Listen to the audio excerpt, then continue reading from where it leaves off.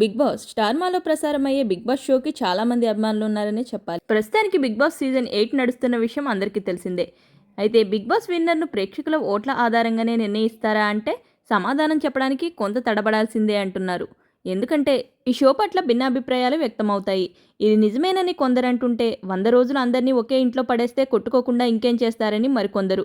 ఇలా ఎవరి అభిప్రాయాలు వారివి. మరి విన్నర్ను ప్రేక్షకులు డిసైడ్ చేస్తారా, లేదా మేనేజ్మెంట్ ఆల్రెడీ ఫిక్స్ అయిన వ్యక్తికే ట్రోఫీ ఇచ్చేస్తారా అంటే నటుడు Bigg Boss contestant Akhil Sarthak దీనికి సమాధానం చెప్పారు.